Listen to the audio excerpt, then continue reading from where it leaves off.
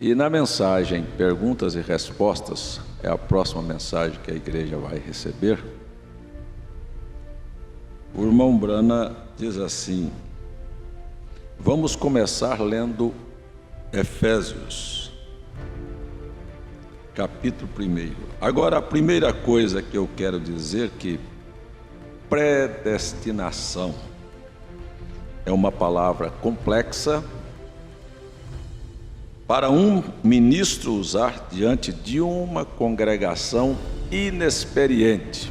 Predestinação é uma palavra complexa para um ministro usar diante de uma congregação inexperiente.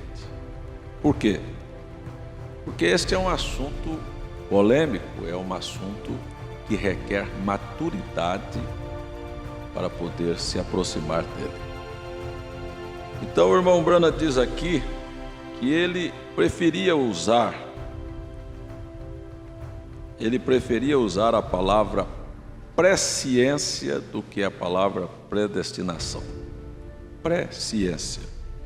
Presciência é um dos atributos de Deus, de conhecer, de ver antecipadamente as coisas, né?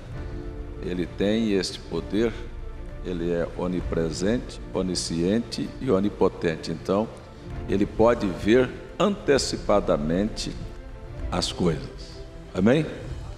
Então, isto fala e nos remete à presciência de Deus. Nós entendemos que nada apanha Deus de surpresa.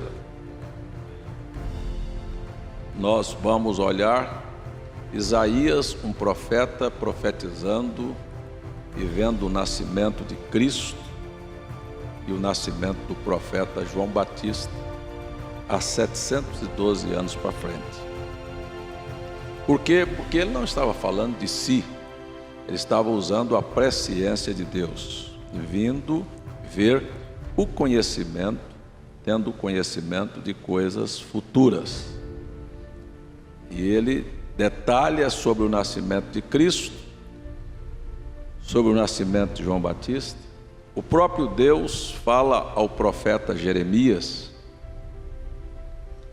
eu te conheci antes que você fosse formado no ventre da tua mãe, e eu te levantei e te dei por profeta às nações. Então, Deus sabe todas as coisas. Se você olhar, o salmista Davi também está lá há muitos e muitos anos antes do próprio Cristo nascer.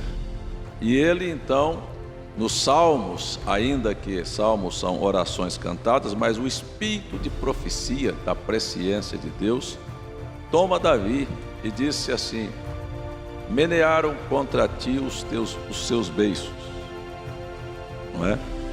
Falando da rejeição de Cristo. Você vai ver o Davi fugindo do seu filho Absalão e sentando no Monte das Oliveiras e chorando sobre Jerusalém, mostrando que Cristo também seria rejeitado, e ele chamaria: Jerusalém, Jerusalém, você mata os profetas e apedreja os que te são enviados. Então, era a presciência de Deus nestes homens, fazendo eles olharem e verem coisas que estavam no futuro.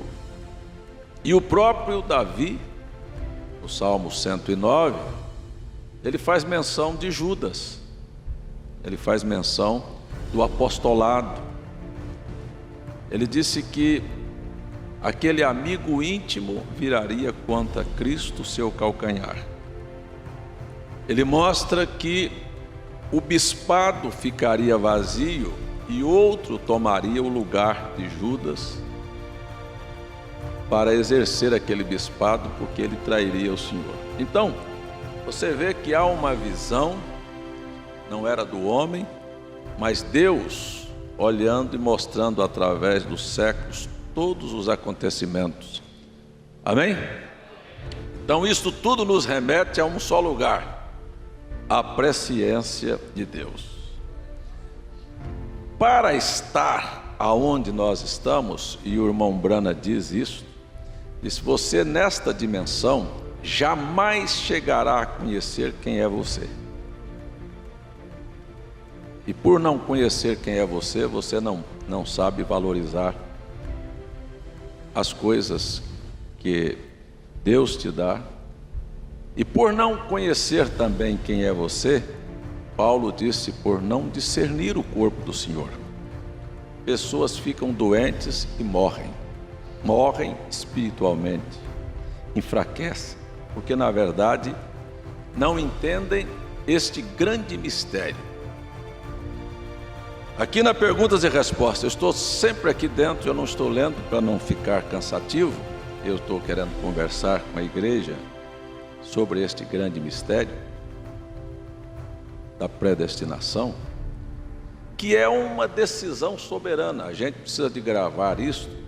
Eu estou falando com irmãos, estou falando com a igreja, não estou falando com pessoas inexperientes, estou falando com pessoas maduras com a Bíblia, pessoas que têm um profeta para indicar as Escrituras, não são inexperientes. Não estamos aventurando um assunto, mas você vai ver que, na verdade, a predestinação ou a presciência, ela diz para mim e para você em outras palavras. Se você quiser, pode carregar isso do coração. Predestinação é a vontade soberana de Deus em eleger ou rejeitar. Em eleger ou rejeitar. Às vezes nós queremos explicar isto dizendo assim, olha, sabe o que acontece? Deus viu que eu ia aceitar, que eu ia crer. Não, você só aceitou e você creu porque Deus colocou antes no seu coração o desejo para fazê-lo. Ou você nunca faria. Pode notar que o desejo do homem é pecaminoso, é para as coisas más. A inclinação da sua carne é para isso. Então jamais você faria. Na verdade, o plano da eleição é assim. Tudo que a gente fala sobre mistérios predestinados é assim. Eu estou aqui no púlpito nesta manhã, não tenho nenhum parente na Paraíba, não tenho raízes aqui. Por que vim parar aqui? Deus me viu aqui. Deus me trouxe para cá. Deus me colocou aqui.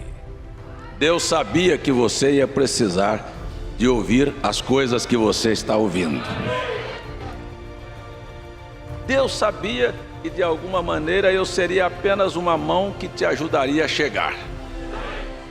Eu acho que eu tenho procurado ajudar sua família, seus filhos, você a chegar do outro lado. Muitas vezes sou até mal entendido e alguém insinuou há poucos dias que parece que eu quero ter mais misericórdia do que Deus. Mas é verdade. Moisés parecia ter mais misericórdia do que Deus, Abraão parecia ter mais misericórdia do que Deus, porque ele estava sempre intercedendo pelo povo. Eles fizeram Deus mudar situações, e eu acho isso tão bonito, porque não era Moisés, não era Abraão, era o Espírito de Cristo, e o Espírito de Cristo está aqui. Louvado seja Deus. Agora você para e começa a analisar assim, sabe? Mistérios predestinados. Existe uma predestinação para você ser o que você é, para passar por onde você passou, vai estar onde você está. Agora, o irmão Brana chega a dizer assim: precisaria alguém ser um louco para dizer, por que o senhor escolheu esse homem e botou ele no ministério?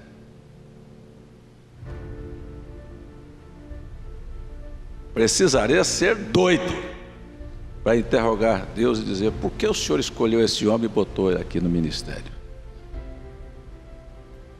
Então são coisas que você vai ver que são partes misteriosas. Eu acho que é assim.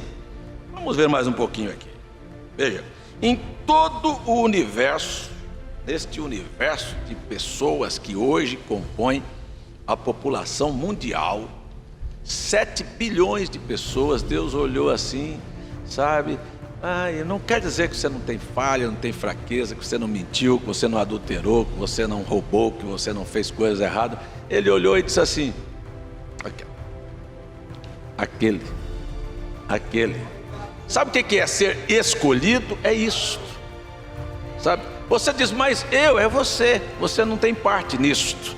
Você estaria hoje fumando, bebendo, prostituindo, fazendo coisas erradas, mas alguma coisa veio e cruzou o seu caminho.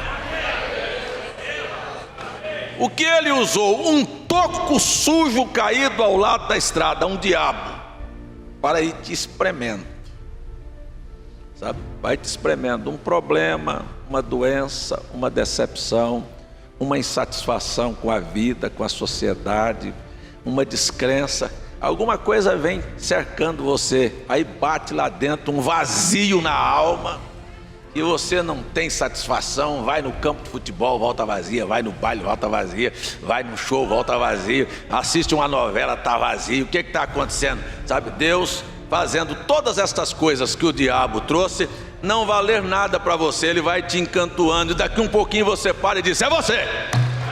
Aí você diz: é você que eu estou chamando, venha, tem algo melhor para você, amém? E quando você olha isso, você olha assim, mas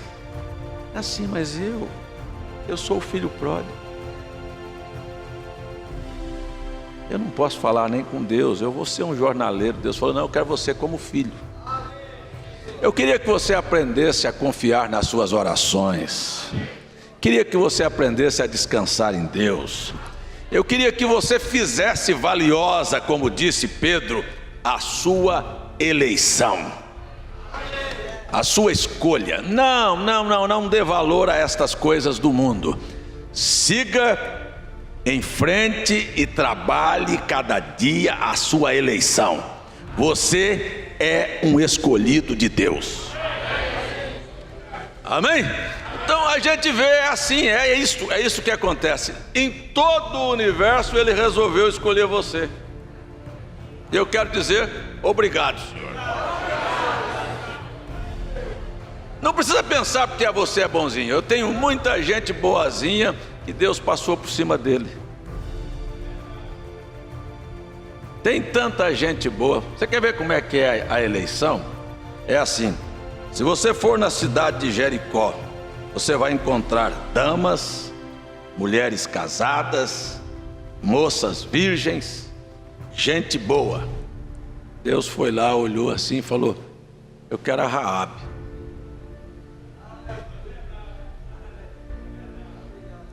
Eu quero essa aqui, ó. Diga que Deus está errado. Estava errado? Eu quero aquela. Foi lá, mandou os espias lá. Ela guardou os espias. Não sei entender. Ela olhou, ela discerniu, ela viu. Então esta é a verdade.